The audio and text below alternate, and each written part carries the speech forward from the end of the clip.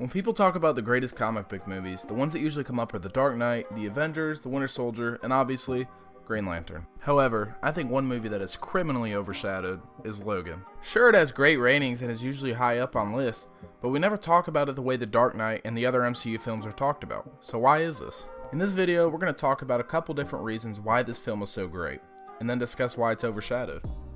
The tone, otherwise known as the direction of the movie, is very apparent.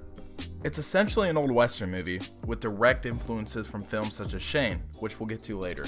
These western films are centered around a lonesome cowboy desperately fighting against the odds, which is basically what Logan is doing throughout the whole film. Not only does the beautiful cinematography that manages to still thrive with dull colors capture this, but also the fantastic score by Marco Beltrami.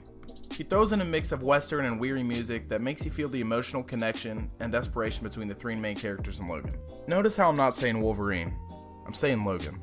This isn't a story of Wolverine, or any X-Men whatsoever. In fact, you cannot even seen any of the other X-Men movies before this one, and still understand what's going on. This is a story about Logan, James Howlett the human, not Wolverine the test subject, and this leads me on to the next topic, the themes. The major theme for the title character is directly from the movie Shane. In fact, they show the scene in the movie itself. Man has to be what he is, Johnny. Can't break the mold. I tried it, it didn't work for me. Joey, there's no living with a killing. There's no going back from one. Right and wrong, it's a brand. A brand sticks. Now you run on home to your mother and tell her everything's all right. There aren't any more guns in the valley. Logan tries to get away as a limo driver and live a secluded life. He doesn't want to associate himself with Wolverine, and the opening scene is symbolic of the whole movie.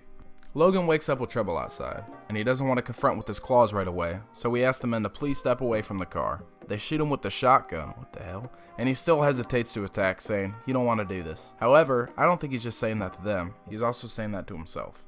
He doesn't want to break out the adamantium claws and turn into the beast he is inside, but he's forced to after they start to kick his ass. After they start beating him up, he embraces what he is and goes berserk slicing them all. And that's what the plot of this movie essentially is. Logan's forced to take Laura across the country, but that's only after Dr. Rice and his men start to go after him. Logan is doing this job for the sake of getting it over with and getting paid so he can take Charles and himself out of the Sunseeker. However, it doesn't end up going this way. He's faced with many moments that force him to break out the Wolverine claws, his brand that sticks. Just like Shane said, he can't break it, so he embraces it. And by the end of the movie in the woods, he finally accepts who he is. And this leads into one of the most badass action scenes of all time. This is the Logan that helps people, and truly has a good heart, not the guy who wants to run away and live on the ocean the rest of his life. And that leads to the next theme, family. This is essentially a family road trip on steroids. However, despite how much it seems like they despise each other in the car, this is a tight family that has each other's back. The best illustration of this, and one of the best scenes in the movie, is the dinner scene. For one moment, everything is alright. They can sit and laugh together with no worries as time slows down, and they can truly bond, like a real human family. After this scene, however, is when we realize Logan's true fear. Logan doesn't want to just live by himself on the ocean for the sake of being a jackass. He's had people that he's loved, but every time he cares about somebody, they die, and he blames that on himself. As a result of this, when he finally gets a chance to bond with Laura and be a father figure, he's scared of doing so because he doesn't want her to get hurt. He doesn't want to add another death to his conscience as he falls asleep at night, and we see this fear heighten after Charles dies. What we have to understand is that Charles was the last family Logan had, and once he dies, Logan feels no reason to live until Laura starts to talk. You are dying. You want to die. Charles told me.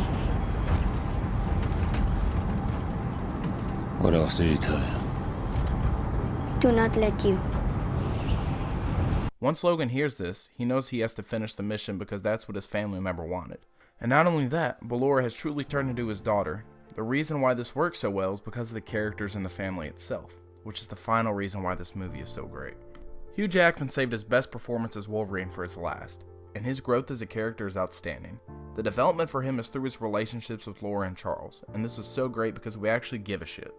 We begin to connect and find a love for these two bonds throughout the film, and by the end of the movie, Logan fully embraces the caring father figure.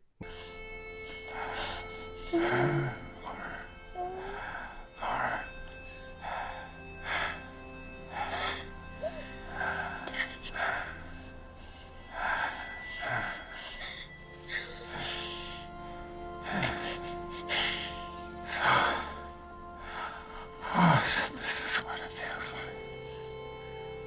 When I saw this scene for the first time, I cried like a baby back bitch, I'm not gonna lie, and that's because I genuinely cared for the characters, and that's something that's very hard for any movie to accomplish. When filmmakers are able to create relationships that are so relatable and real, it automatically puts the film on another level. This beautiful father-daughter relationship that is formed throughout the film is only possible because of the relationship between Logan and Charles. Charles is able to unlock Logan's full potential again by being tough on him. Early on in the film, Charles is very vocal on how disappointed he is in Logan, knowing how much of a difference he can make in the world around him. By the end of the movie, however, Wolverine is able to unlock that heroic nature that Charles knew he had the whole time, and this is where we see beautiful character development paid off. Not only do we see development for Logan, but we also see major development for Laura herself. She becomes comfortable around him, and this is the reason that Logan's death is that much more heartbreaking. Just when they were finally starting to click, it comes to an end. But this taught Laura many things. She's taught that no matter the consequences, we're going to end up having to take sacrifices for our loved ones. She's also taught that we must embrace who we truly are, and we can't change or run from it. The main villain of the film is technically X-24, and this is metaphoric of the fact that Logan is his own worst enemy. He's not only neglecting help for the poison that is slowly killing him, but his isolated demeanor for the people around him hurts his relationships initially, so he has to build that foundation back up throughout the movie. So now you may ask, if this is such a great movie, then why doesn't it get enough attention? It could be because it's not vibrant or action-packed as others, but I think the answer is simple. It's not connected to anything. In the MCU, every movie is practically a comic book and a major storyline. Logan, however, is a standalone film. There's no direct prequel or sequel. This is just a definitive ending for Hugh Jackman's Wolverine. We end the movie with a beautiful shot of the wooden X above the grave, and that's it. No post-credit scene or anything. It's just the end of a legacy. And in our culture, we're so worried about what's next that we don't take the time to appreciate what we currently have. And I think that's what we did with Logan. And it also doesn't help that Fox is now owned by Disney, and people are more worried about who's playing Wolverine next than the perfect movie that we already have at our hands. I could spend hours talking about this movie, but this video's already long enough. And I'm already sick as hell, so I don't really want to talk for that long. In summary though, this film should be watched by every cinema and Marvel fan out there, as its lesson of family and accepting who you truly are stick with us. Hugh Jackman is one of the few iconic characters that I don't know if he can be replaced. He was able to receive the perfect send-off he deserved, and this is a brand that will stick with him forever. No living with the killing. There's no going back.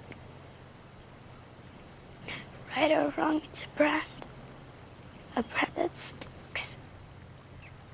Thank you for watching the video. If you're new, like and subscribe for more content coming soon. Peace.